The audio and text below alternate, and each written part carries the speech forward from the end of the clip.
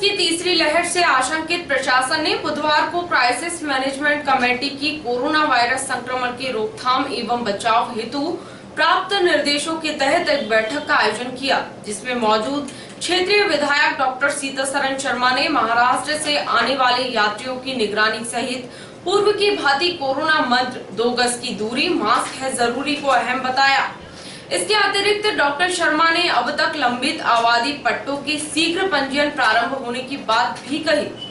Corona महामारी के बचाव के लिए सरकार द्वारा वैक्सीनेशन प्रोग्राम चलाया है, जिसके तहत हमारा शहर इटारसी और आसपास के ग्रामीण क्षेत्र 100% टीकाकरण के लक्ष्य की ओर शनय बढ़ रहे हैं। वर्तमान में सिंगल डोज 96% और डबल डोज के 35% तक का आंकड़ा पार हो चुका है। जल्द ही इसे भी पूरा 100% तक किया जाएगा। कोरोना की तीसरी लहर की आशंका और उसके बचाव की तैयारी और सुझावों को लेकर प्रशासन ने बुधवार शाम 5 बजे एक बैठक का आयोजन किया, जिसमें मौजूद क्षेत्रीय विधायक doctor Sitasaran Sharma, SDM Madan Singh Raghuvanshi, SDO SDR Dhirendra Singh Chauhan, TI Ram Snehi Chauhan सहित अस्पताल अधीक्षक डॉक्टर आर.के. चौधरी और अन्य डॉक्टर्स ने अपनी बात रखी। बैठक में लोगों ने सुझाव भी रखे, जिन्हें प्रशासन ने तत्काल स्वीकार कर लिया। आइए आपको बताते हैं इस महत्वपूर्ण बैठक में किसने क्या कहा। गवर्नमेंट हॉस्पिटल में भी ओपीडी की संख्या बढ़ गई है, जिसमें काफी सर्दी, जुकाम, खांसी और बच्चों में खासकर निमोनिया के लक्षण मिल रहे हैं। और अभी फिलहाल गवर्नमेंट हॉस्पिटल में 12 बच्चे एडमिट हैं, जिसमें से करीब 5 बच्चे निमोनिया के। सामान्य शब्दों में अपन उससे डबल निमोनिया भी कह सकते हैं। तो जिस तरह का एटमॉस्फेयर बन रहा है, उमस हो रही है, टेम्परेचर भी बीच बीच में रेज हो रहा है, ऐसी स्थिति में वायरल के डुप्लीकेशन और इसके संक्रमण की दर बहुत तेज हो रही है। तो फिर से पुनः अपन सभी को 3 बिंदुओं पर पुनः कार्य करना पड़ेगा। पहला वो मास्क, दूसरा सोशल डिस्टेंसिंग और तीसरा सैनिटाइजेशन। अच्छा, ये जो वायरल फीवर है, इसकी संक्रमण दर भी बहुत तेज है। एक परिवार में अगर एक सदस्य को हो रहा है तो सभी सदस्य उसकी चपेट में आ रहे हैं। चिंता का विषय तो बहुत है, लेकिन साथ ही साथ ये जरूर है कि इस बार संक्रमण दर तो तेज है, ज़्यादा है, लेकिन कॉम्प्लिकेशन भी है। लेकिन मॉर्टेलिटी, जिसको अपन मृत्यु दर बोलते हैं, इसमें काफ़ी गिरावट आई है। हो सकता है ये अपने कोविड से रिलेटेड या इन्फ्लुएंजा से रिलेटेड कोई वायरस हो। अपने यहाँ लगातार आरटीपीसीआर और रैपिड टेस्ट किए जा रहे हैं, लेकिन उसमें अभी तक कोई पॉजिटिव आया नहीं। बीच में ऑर्डिनेंस फैक्ट्री एक पेशेंट थे जो हैदराबाद से अपने यहाँ आए थे। फर्स्ट डे उन्होंने टेस्ट करा दिया था, उसी समय पॉजिटिव आया। उस केस के बाद अपने यहाँ अभी तक कोई भी कोविड से रिलेटेड कोई भी पेशेंट अभी तक नहीं आया। और लगातार हम आरटीपीसीआर और एंटीजन कर रहे हैं और उनकी संख्या भी टारगेट के हिसाब से हमें टारगेट जो मिला है 120 से लेकर 135 तक का है, तो उसके लगभग अपन आरटीपीसीआर और एंटीजन कर रहे हैं। आगे की तैयारी के बारे में ये है कि कोविड से रिलेटेड जो पिछले बार की कठिनाइयों को देखते हुए अपन ने जो अभी फिलहाल जो व्यवस्था कर रखी है, उसमें पर्याप्त मात्रा में ऑक्सीजन सप्लाई, उसके साथ ही साथ मेडिसिन और टेस्टिंग, तीनों की सुविधाएं बेटर, पहले से काफ़ी बेटर स्थिति में अपन हैं अभी। इसके अलावा हमने एक प्लान भी बना के रखा है कि अगर कोई विपरीत परिस्थिति आती है तो किस तरह से हॉस्पिटल में कौन किस तरह की जिम्मेदारी पूर्ण करेगा, कौन ऑक्सीजन सप्लाई के बारे में देखेगा, कौन ड्रग्स के दवाइयों के बारे में देखेगा। गणमान्य बंधु, आप डॉक्टर चौधरी और डॉक्टर गुप्ता ने अभी कोरोना के बारे में बहुत विस्तार से आपको बता दिया। हम सबको अभी मालूम है कि ये अपन कुछ ठहर गए थे कोरोना से, पर अब फिर से थोड़ी थोड़ी शुरुआत हिंदुस्तान में दिखने लगी है। खासतौर पर केरल और महाराष्ट्र में आपको बहुत बृहद संख्या में नंबर आने लगे हैं। करीब देश का 34-35% एक तरह से कोरोना के मरीज केरल में निकले हैं, और अपने मध्य प्रदेश में भी नंबर इनका बढ़ता जा रहा है। ख़ासतौर पे बच्चों में ज़रूर ये नहीं कह सकते कि कोरोना के कारण है, पर केसेस इफरात में बढ़ रहे हैं। जहाँ 10 मरीज़ बच्चों के आते थे, वहाँ अब एक ही दिन में 60-60, 70-70 मरीज़ बच्चों के आने लगे। तो ये इस प्रकार का संकेत है कि हम एक बहुत बड़े खतरे का सामना करने जाने वाले हैं, और हो सकता है 1-2 महीने में अपनी स्थिति ऐसी हो जाए कि अपन को बहुत ज़्यादा प्रॉब्लम्स फेस करना पड़े। बच्चे ही नहीं, बड़ों में भी केसेस धीरे धीरे निकलने लगे हैं। बड़े शहरों में जैसे भोपाल में भी आया था कि 15-20 केसेस निकल गए एक साथ, हर जगह की निकल रहे हैं। इटारसी में भी 3-4 केसेस पॉजिटिव आए, वो कहीं के भी हों पर निकले तो इटारसी में। ऐसी परिस्थिति में हमको बहुत सावधान रहना पड़ेगा। और इस दौरान कोरोना से बचाव के लिए एसडीएम मदन सिंह रघुवंशी ने टीकाकरण की जानकारी दी।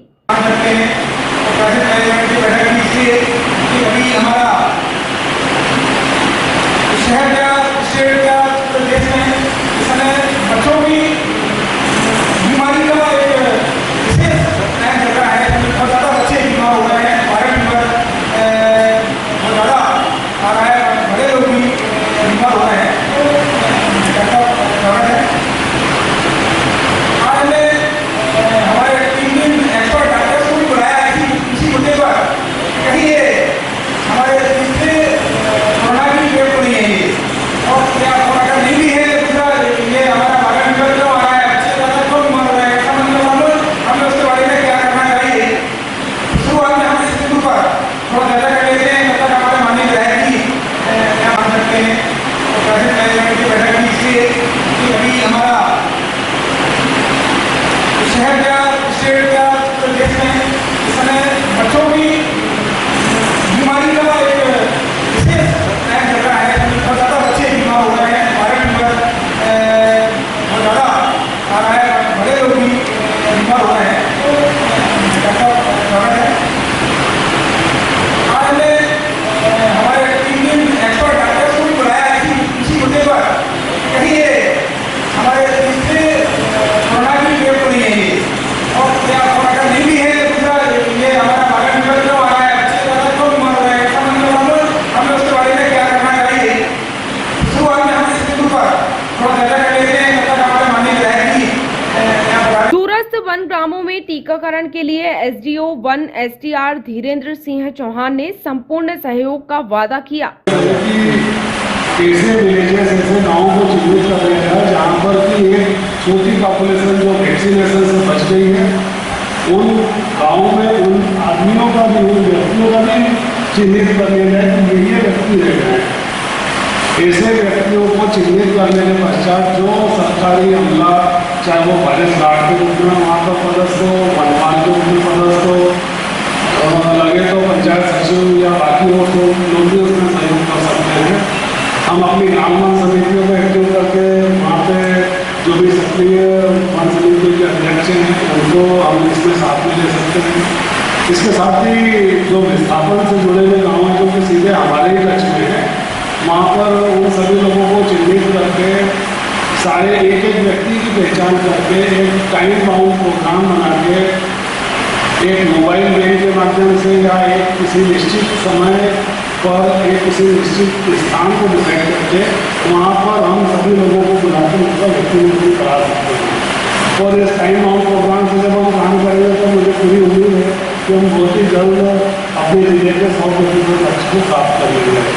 शहर में गणेशोत्सव एवं अन्य पर्वों को लेकर लॉ एंड ऑर्डर की स्थिति से टीआई राम स्नेही चौहान ने अवगत कराया।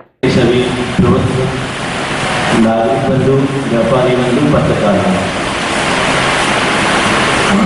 मुझे शहर की कानून व्यवस्था जो अभी विगत गणेश उत्सव त्योहारों के दौरान आनी एक बैठक चूँकि हम 60 नोटिस में पहले ले चुके हैं, लेकिन आज माननीय विधायक साहब मौजूद हैं और भी गणमान्य नागरिक मौजूद हैं। पहले इतने लोग मौजूद नहीं थे। इस संबंध में सर हमने आदि मूर्तियों का जो विक्रय चल रहा है, गणेश मूर्तियों का, वो व्यवस्थित कर लिया है। वहाँ ठीक से चल रहा है, लगभग गणेश स्थापना के पूर्व वहाँ कोई दिक्कत नहीं है। गणेश उत्सव के दौरान शासन के जो दिशा निर्देश आए हैं वो सर्वोच्च व्हाट्सएप ग्रुप पर चल गए हैं कि गणेश उत्सव का जो पंडाल है वो किस आकार का होगा, कहाँ लगेगा, पंडाल लगाने की अनुमति एसडीएम साहब द्वारा दी जाएगी। जैसे अभी तक एक भी आवेदन नहीं आया है। मैंने सभी जो पिछले साल के गणेश उत्सव पंडाल लगाने वालों से बात की है, वो लोग भी अभी डिसाइड नहीं कर पा रहे हैं कि हम रखेंगे कि नहीं रखेंगे। तो 60 नोटिस में सर एक स्थापना से एक दिन पूर्व हम सबको बुला लेंगे। शहर में 5-6 बीट मोबाइल लगी है, उन सब से मैंने आज तक पूछा दोपहर तक, तो अभी डिसाइड नहीं हुआ कि हम रखेंगे कि नहीं रखेंगे। तो एक दिन पहले हम अलग से बुला के उनसे चर्चा कर लेंगे, उनके संबंध हम ये उन्हें बता भी देंगे कि पंडाल किस आकार का रहेगा। पंडाल के साथ अब दूसरी बात आती विसर्जन के त्यौहार में कार्यक्रमों की, तो कार्यक्रमों के रूपरेखा के संबंध में वो हमें बताएंगे। सोशल डिस्टेंसिंग का पालन हो जाए, गणेश उत्सव के दौरान हो या विसर्जन के दौरान हो। विसर्जन उत्सव के दौरान भी हमारा प्रयास ये रहेगा कि हम ज़्यादा से ज़्यादा विसर्जन स्थान बनाएं। जैसे ताजियों के लिए हमने यहीं से ट्रक लगवाए और ग्राउंड से ट्रक लगवा के करवाला होशंगाबाद तक उनको पहुंचा दिया गया। पब्लिक बिल्कुल नहीं गई, एक 2 आदमी उनके साथ रहे। ऐसे ही गणेश विसर्जन के दौरान क्योंकि गाइडलाइन भी है कि किसी भी चल समारोह जैसा नहीं निकलेगा, केवल 10 लोग मैक्सिमम, कितनी बड़ी मूर्ति हो 10 लोग भी जा सकते हैं विसर्जन के लिए। मेरा सुझाव तो ये है उस ड्यूरेशन में अगर एक अलग से मीटिंग ले ली जाए तो ऐसे ही छोटी छोटी मूर्तियों को पिछली बार जैसे हमने कलेक्ट किया था, अभी पाली भाटिया भी आए थे पिछली बार में, तो उन्होंने कहा था कि हम अच्छे साफ सुथरे ट्रक लगा देंगे जिससे छोटी छोटी मूर्तियाँ उनके साथ रख के जो व्यक्ति विसर्जन करने जा रहे हैं उनका एक आदमी रहेगा, ताकि मूर्ति की मान मर्यादा रखी रहे, वो पूजन अर्चन कर सके घाट पर जाके। ऐसे नहीं भर के ले जाना है, तो वहाँ से ट्रक साधन उपलब्ध करा दिया जाएगा, मोहल्ले वार्ड वाइज हम लगा देंगे, इकट्ठा कर लेंगे और वहाँ जाके विसर्जन करवाएंगे।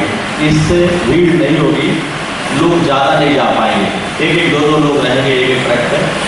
इस प्रकार की व्यवस्था बड़ी मूर्तियों के लिए तो सतही कोई जो अपना साधन ले जाना चाहे वो अपना साधन ले जा सकता है, और जो अपना साधन नहीं कर पा रहा है उसके लिए। अंत में क्षेत्रीय विधायक डॉक्टर सीतासरण शर्मा ने चिंता जाहिर करते हुए सबको सतर्क किया और कोरोना का मंत्र 2 गज की दूरी, मास्क है जरूरी को अहम बताया। साथ ही उन्होंने अब तक लंबित आबादी पट्टों की समस्या के निराकरण की बात भी कही। हमारे ठाकुर साहब सामने बैठे हुए सभी वरिष्ठ पत्रकार से प्रबोध पढ़ाए थे, पत्रकार साहब को तारीफ बची। 2-3 बात जो अभी भाषण में आई उसी को उसकी चर्चा करूंगा। एक तो डॉक्टर दयाल साहब ने जो बात बोली कि महाराष्ट्र से आने वाली जो गाड़ियाँ हैं उनको उनके लिए वैक्सीनेशन के लिए उनकी चेकिंग की, तो जिला प्रशासन के सामने शायद कल इस विषय को रखूंगा। ये महत्वपूर्ण विषय है क्योंकि हम वहाँ से लगे हुए हैं और महाराष्ट्र और केरल में तेजी से बढ़ रहा है। आज ही मैंने महाराष्ट्र के एक मंत्री और एक महापौर मुंबई के उनके स्टेटमेंट पढ़ा कि तीसरी लहर महाराष्ट्र में आ गई, मुंबई में आ गई। तो एक तो ये विषय है। दूसरा, डॉक्टर गुप्ता साहब ने जो बात बोली कि प्रिवेंशन के संबंध में, अब ये एक त्रासदी है हमारे देश की या हमारे समाज की कि ट्रीटमेंट के लिए तो डॉक्टर्स लगते हैं बीमारी के और प्रिवेंशन के लिए पुलिस लगती है। ये बड़ी अजीब बात है। प्रिवेंशन और ट्रीटमेंट दोनों डॉक्टर से ही होना चाहिए, पर उनका मामला इसलिए हमारे साथ पार्टी ने कहा कि वो मास्क पे वो जोगिंदर सिंह जी अध्यक्ष महोदय कि मास्क के लिए चालान था। तो टीआई साहब आपकी जिम्मेदारी, लॉ ऑर्डर तो ठीक ठाक है, कोई दिक्कत नहीं है, पर ये मास्क जो है ये इसके लिए अब एसडीएम साहब से ट्रैफिक विभाग से बात कर लेंगे, तो इसके लिए हम क्या कर सकते हैं, कितनी कठोरता बरत सकते हैं, उस पर आप विचार करके तो लागू करेंगे। वो हमारे मित्र ने अनाउंसमेंट का भी कहा था, तो वो भी किया जा सकता है मास्क के लिए। गणेश उत्सव के बारे में आपने विस्तार से बता दिया। एक मेरा अनुरोध प्रशासन से है, जो सरकार की गाइडलाइन आई है वो आई है 45x30 के पंडाल, ये जरा बड़ा है, इसको